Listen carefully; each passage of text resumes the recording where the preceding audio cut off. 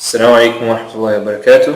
Hoje, inshallah, falaremos da Surata do Sol, Surat al-Shams.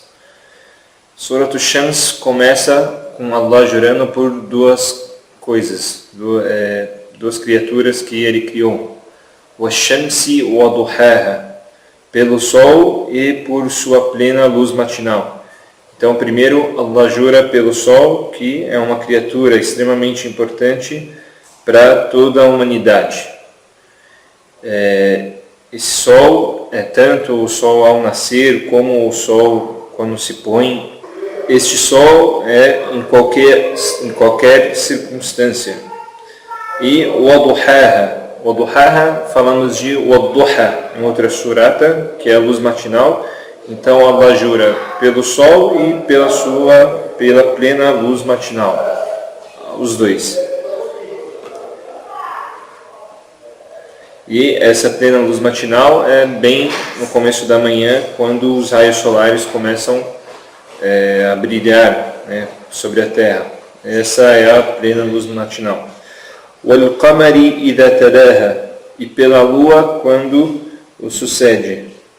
Como assim? Qual é o sentido? No sentido que há várias interpretações, as principais, no sentido que depois do dia vem a noite, depois da luz do Sol vem a luz da Lua, ou depois que o Sol desaparece, aparece a Lua.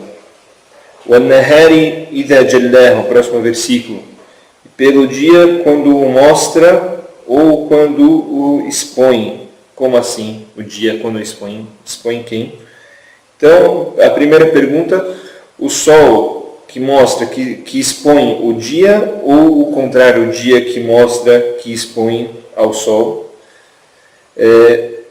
No sentido que há raios solares que só aparecem quando está de dia, na luz do dia. À noite não aparece mais. Então, o dia que expõe o Sol, porque o dia já está lá, então o dia que, quando vem o dia, então o Sol fica exposto.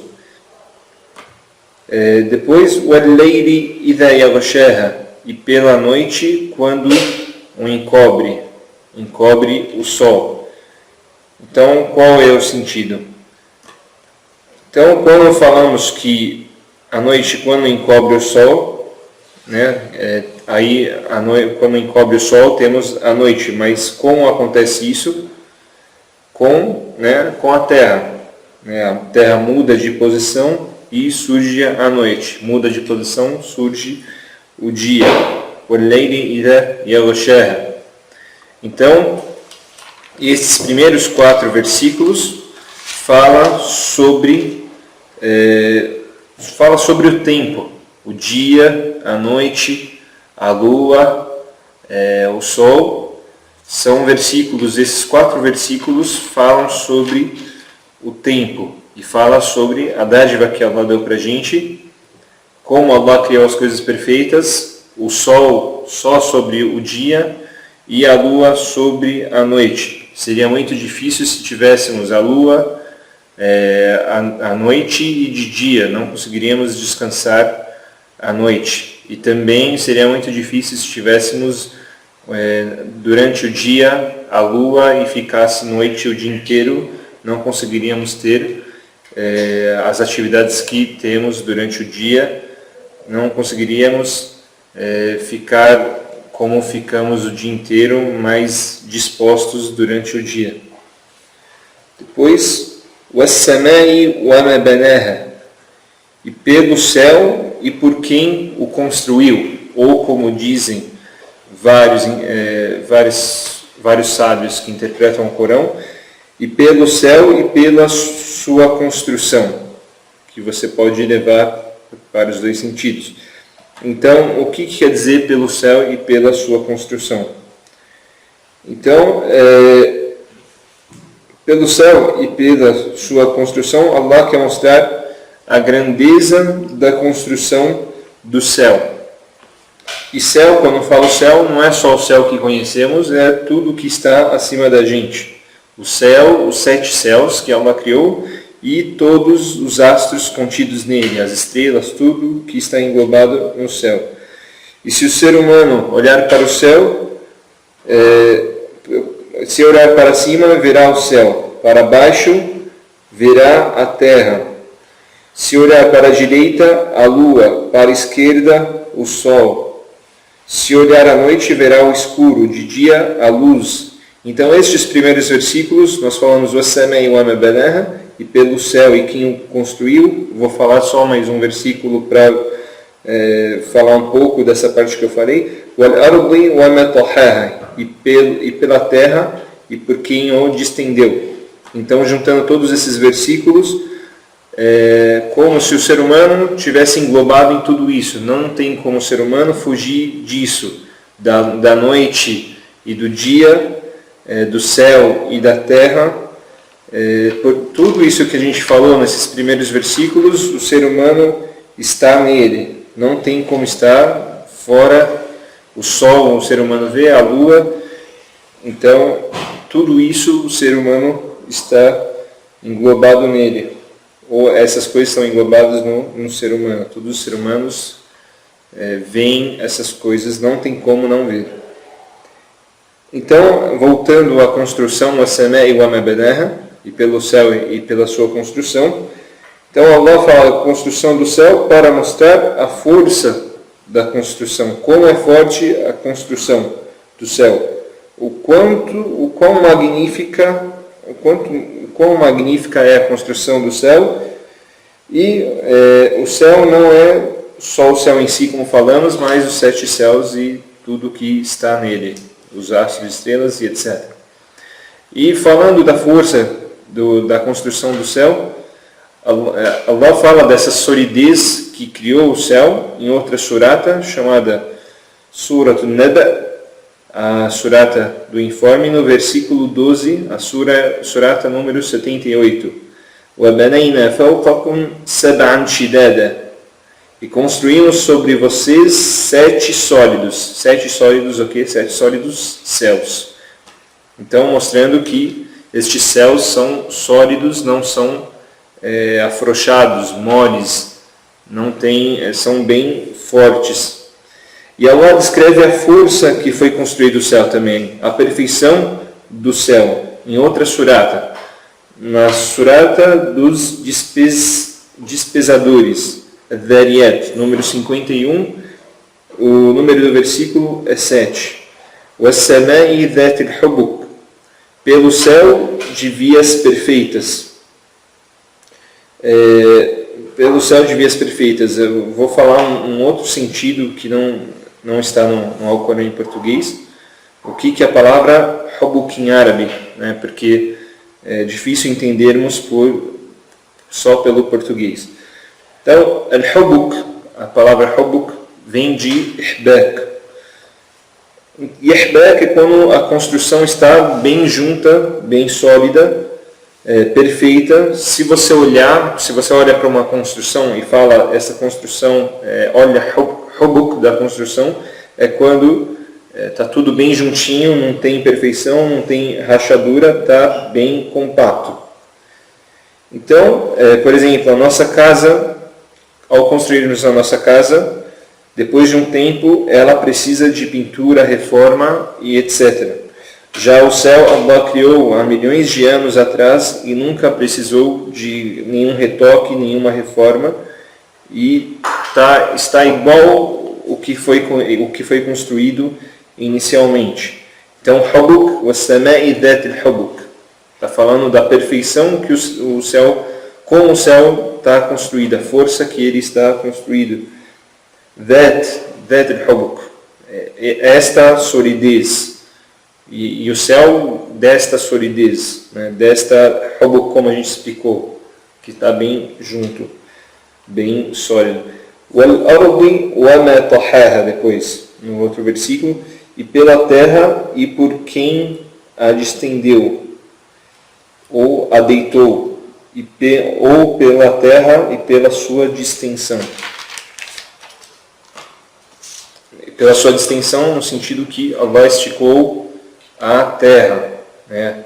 Deixou ela plana, ela não é fechada, ela é aberta, Allah estendeu a terra para o ser humano conseguir andar sobre ela, conseguir ficar sobre a terra. Depois, o nafsin wa ma sawaha, e pela alma e por quem a formou, ou pela sua formação. Primeiro vamos explicar a palavra nafs em árabe, que não é simplesmente alma.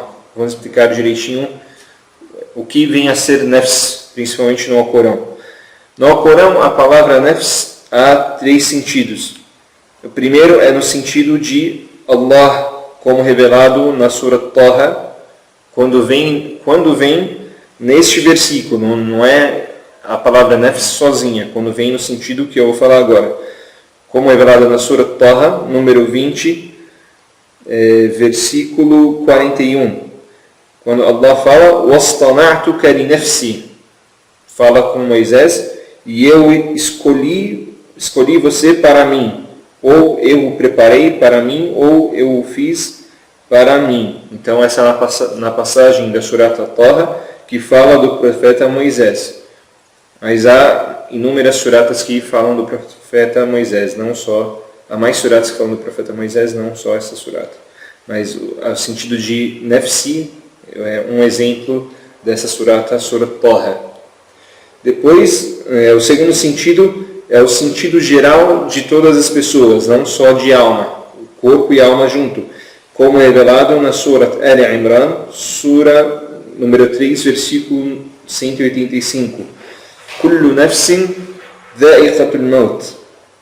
Então, todos experimentarão a morte, todos são passíveis de morrer. Então, no sentido de todas as pessoas, todos os que têm vida vão morrer.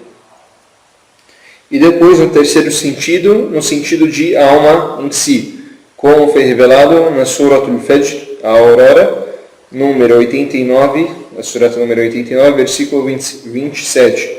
Ya ayyatuhan nafsul mutma'inna, dir-se-á, ó alma tranquila. Então está falando da alma em si.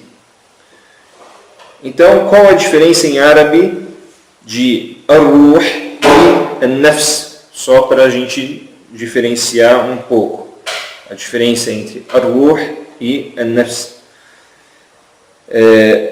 Então, a ruh é a alma antes de entrar no corpo. E esta alma não tem livre-arbítrio, não tem sua capacidade de discernimento antes de entrar no corpo. Ela não é nada antes de ter um corpo. Então, depois que a alma entrou no corpo, ela vira o que? Vira an-nafs. Então, an-nafs, nós só podemos falar an-nafs quando uma alma associa-se a um corpo. Se a alma está sem o corpo, é a ruh. Alma com corpo, an-nafs. Então, a criação que Allah fala neste versículo é a criação da alma ou do corpo. Então, a resposta é os dois juntos. Pois um corpo sem a alma é uma morte. E a alma sem o corpo não é uma pessoa, apenas uma alma. Então, o discernimento do ser humano acontece apenas quando o corpo está acompanhado da alma, e a única fase que o corpo e a alma estão juntos é na vida, quando está vivo. Depois, no versículo seguinte, فَأَلْهَمَهَا فُجُورَهَا وَتَقْوَاهَا. Então, فَأَلْهَمَهَا. Vamos falar um pouco dessa palavra primeiro. فَأَلْهَمَهَا vem da palavra ilham, ou lahama, quando você engole. Por exemplo, na comida, você coloca algo na boca de uma vez sem mastigar. Esse é o sentido de lahama. Então, o sentido de ilham, Allah deu ao ser humano. Qual que é o sentido de ilham neste versículo? فَأَلْهَمَهَا فُجُورَهَا. O que é fujur? Fujur é tudo aquilo que afasta o ser humano da temência de Allah. E taqwa é a própria temência. Então, se afastar do que Allah proibiu e se aproximar do que Allah ordenou de um jeito bem bem resumido, at-taqwa, mas tem uma explicação muito maior sobre at-taqwa. Se quiserem, entrem no nosso site e tem um livretinho sobre a temência no Islã. Então, primeiro falamos sobre fujur, falamos sobre taqwa, então fa'alhamaha. Qual que é o sentido de fa'alhamaha? Então, Allah dotou o ser humano não escolheu, Allah já o dotou de fujur, coisas que desagradam a Allah, coisas que afastam da temência, e o dotou de temência também, como se ele tivesse engolido. Ele não escolheu, Allah já definiu para a pessoa. Então, por que no versículo aparece fujur, o que afasta o ser humano da temência, o que desagrada a Allah, e depois taqwa? Por que não apareceu a temência primeiro e depois o fujur, que é o que desagrada a Allah? Mostrando o motivo disso foi mostrar que o ser humano, por natureza, é mais provável que desagrade a Allah do que agrade com a temência. É a natureza do ser humano não obedecer a Allah, esquecer do seu Criador, a não ser que ele segure an-nafs, que a gente explicou, não só a alma e o corpo, segure an-nafs e tema a Allah. E esse também é o sentido, podemos ver o sentido disso no próprio jejum. O que é o jejum? Você segura as vontades do seu corpo, não só o haram, o próprio halal no Ramadã torna-se haram, como comer e beber água durante o período do jejum. Então, durante esse período do jejum, é haram comer ou beber. Então, a pessoa segura-se por temência a Allah. É a mesma coisa que o ser humano deve fazer com a sua própria alma, com a nafs. Não só a alma, o corpo e a alma deve se segurar para que seja temente, pois a sua natureza é que ele não seja temente. Como falamos também na Surah Ad-Duha, provando que a natureza do ser humano é não ser temente ou estar desencaminhado, como falamos na Surah Ad-Duha, وَجَدَكَ ضَالًا فَهَدَى, e te encontrou desencaminhado, não te encontrou desencaminhado e te guiou. Então o ser humano deve deixar a ignorância, o mal, a desobediência, deixar bem longe e temer a Allah para que Allah o guie. Este versículo mostra então que o ser humano precisa da temência. Por isso que Allah enviou os profetas, os livros, o jejum e etc. Então, outra coisa também sobre an-nafs, só mais um comentário sobre an-nafs. Quais são os tipos de an-nafs? A alma com o corpo, claro. An-nafs, temos 3 tipos de an-nafs. E isso daqui não é da minha cabeça, é do Alcorão. Então, an-nafs, temos an-nafs al-ammaratu bis-su, como diz no Alcorão. A alma incitadora do mal, que é a alma das pessoas em geral. Tem an-nafs al-lawwama, a alma censora de si mesma. Daqui a pouco vamos explicar cada uma. E a terceira, an-nafs al-mutma'inna, a alma tranquila. Então são 3 fases. Há pessoas que param em uma fase, há pessoas que param na segunda fase, há pessoas que chegam na fase final, a mais perfeita das fases. A primeira é a alma que incita ao mal, que é normalmente a alma de todas as pessoas. Por natureza, ela incita ao mal, a não ser que a pessoa se segure. A segunda é a alma que sempre lembra do bem, mas quer também o mal, fica naquele meio termo. Ela sempre tem aquela culpa, mas ainda continua praticando algum mal, mas já é uma alma um pouco mais desenvolvida. Ela não fica incitando só o mal, mas ela está sempre se culpando, sempre voltando para ela mesma, falando, poxa, eu estou fazendo errado. E a terceira alma, que é a alma mais perfeita, que é a alma do crente, do ser humano, do muçulmano, que seguiu as palavras de Allah e o Alcorão e obedeceu a Allah, as ordens dele, é a alma tranquila, que só lembra das boas ações e lembra de Allah. Como diz no Alcorão Sagrado, "Ala bi dhikrillahi tatma'innul qulub", é uma pergunta, não é lembrando de Allah que os corações ficam tranquilos. O próximo versículo, "Qad aflaha man zakkaha", com efeito teve sucesso aquele que purificou.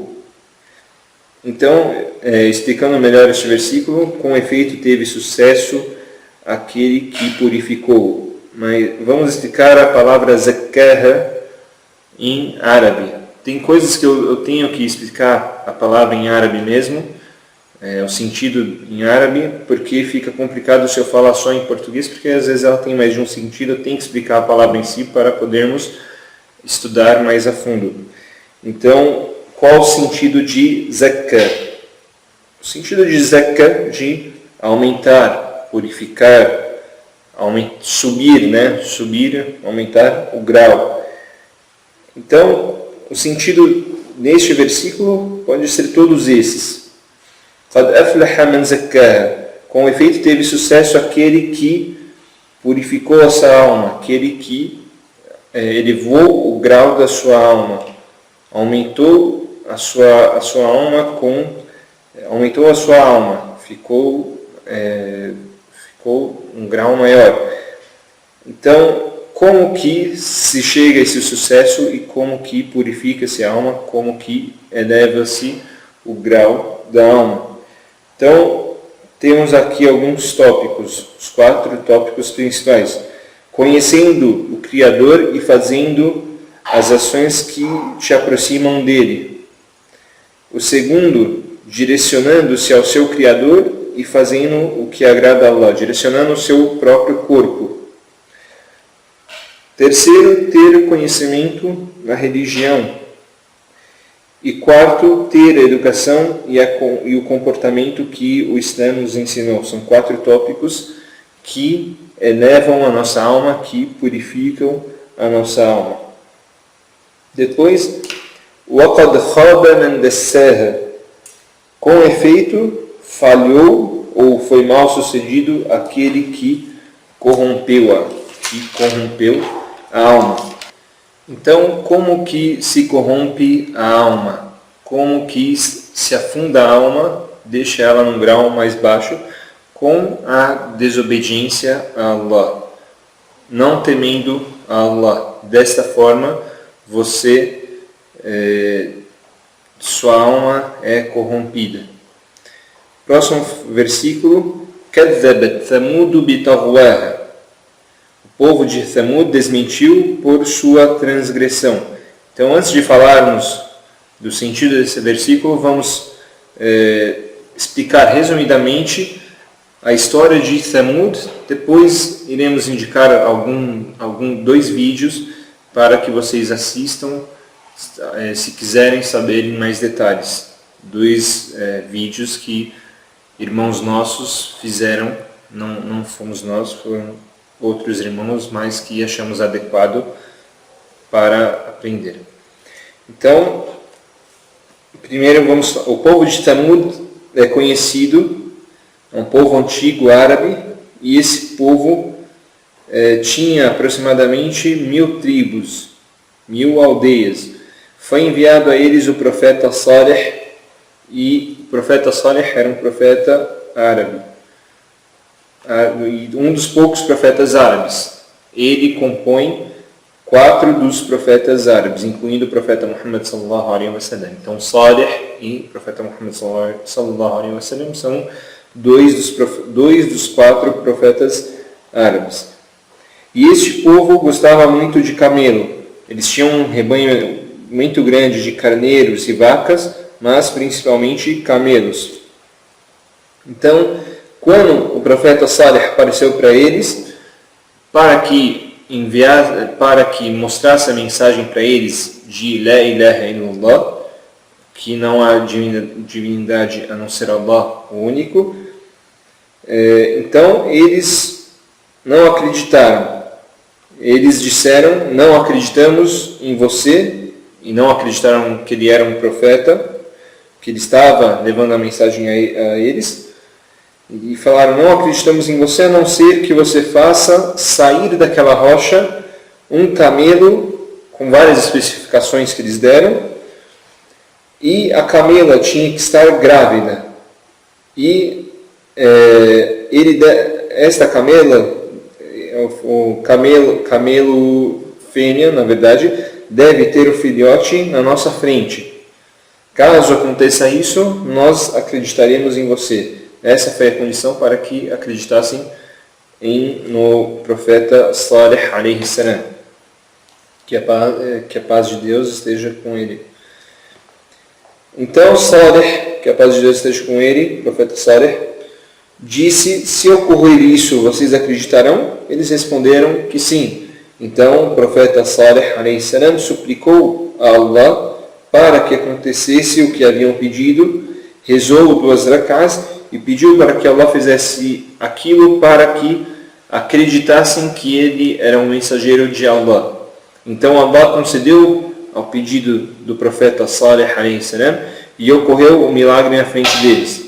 A rocha abriu e apareceu a camela grávida, e depois a camela teve o filho na frente deles, o camelo fêmea.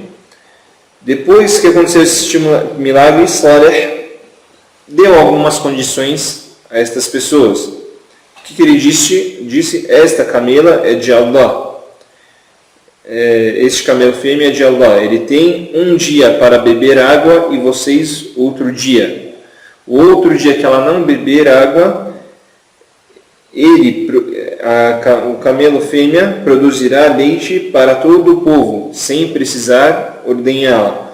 O povo aceitou por um tempo, mas depois começou a ter bochichos entre o povo de Thamud.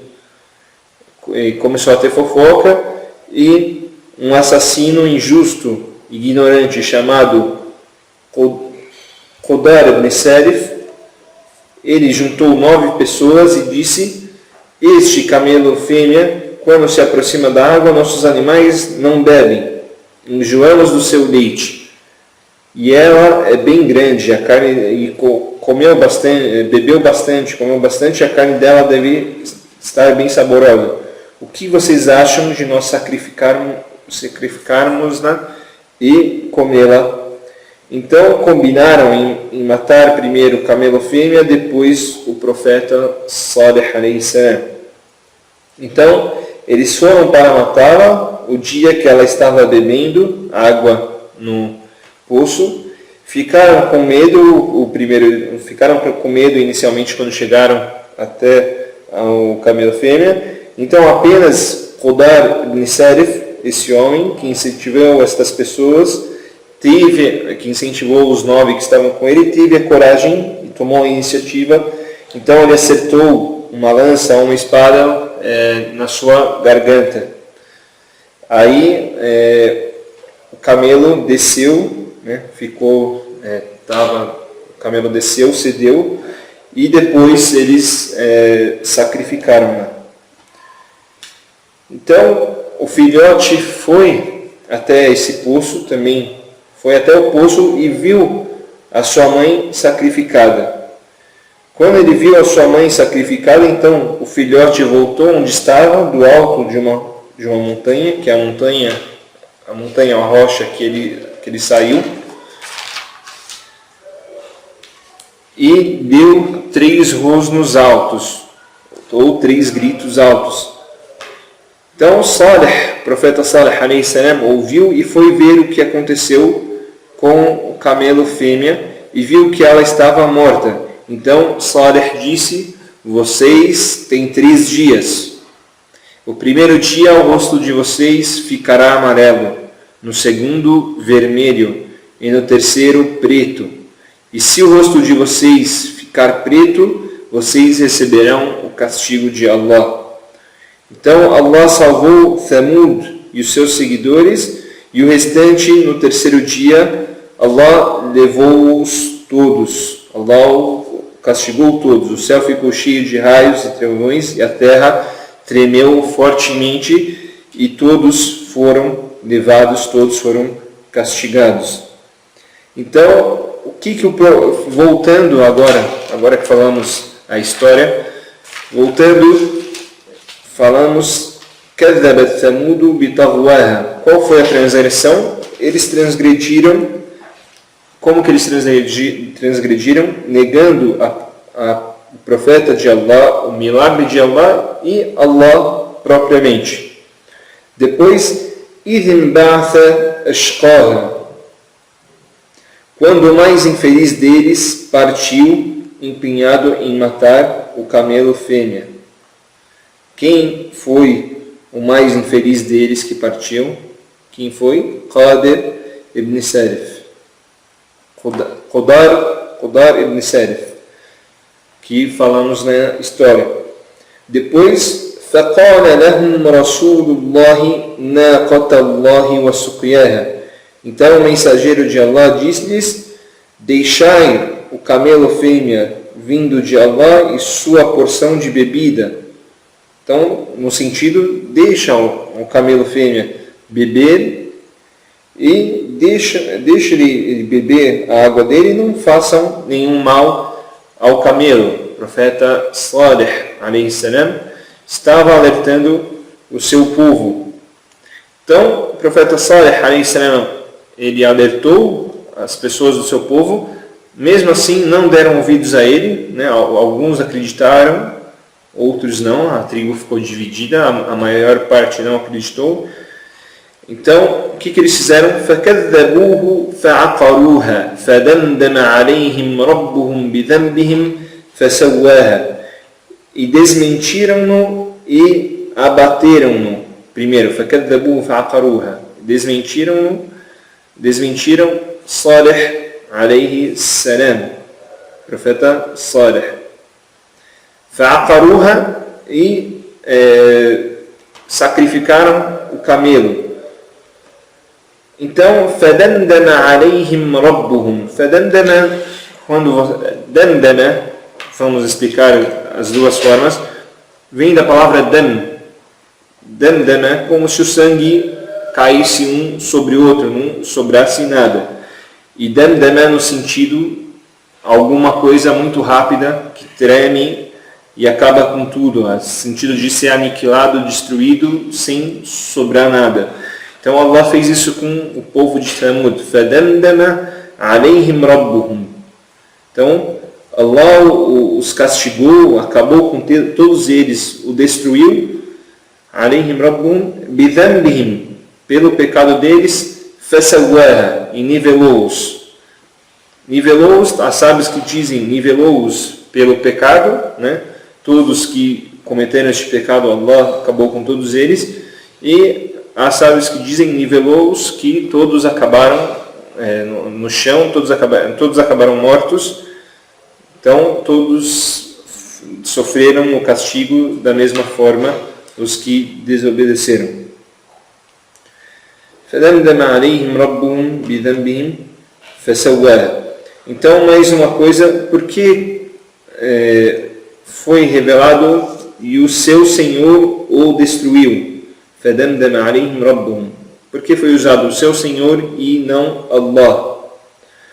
Porque neste versículo, Rabb, como sabemos, Rabb vem da palavra Murabbi, de educador. Um dos sentidos, Murabbi. Rabb, Murabbi. Então, a palavra Rabb, neste versículo, que Allah dá uma lição a estas pessoas, ensinou a estas pessoas. E Rabb também no sentido de misericórdia sobre o povo de Thamud, pois o castigo do povo de Thamud foi o mais brando de outros povos que foram castigados. Pois algumas pessoas acreditaram no profeta Salih e outros povos, portanto, outros povos tiveram castigos mais severos, como falaremos, inshallah, em outras suratas. Depois, o final do versículo, وَلَا يَخَافُ عُقْبَاهَا, e ele não teme o castigo deles. Ele quem? Allah subhanahu wa ta'ala. Como assim ele não teme o castigo deles? Então, Allah não teme ninguém e castiga e castigou os injustos e os que desobedecem a ele. Como assim? Então, qualquer rei, qualquer imperador, qualquer líder que ataca alguém, ataca uma tribo, ele ataca já com medo, já sabendo que pode ser atacado, ao contrário de Allah. Quando Allah precisa castigar alguém, quando tem alguma desobediência muito grande, então Allah não tem medo, Allah castiga e não teme ninguém. E essa foi a aula de hoje. Wassalamu alaikum wa rahmatullahi wa barakatuh.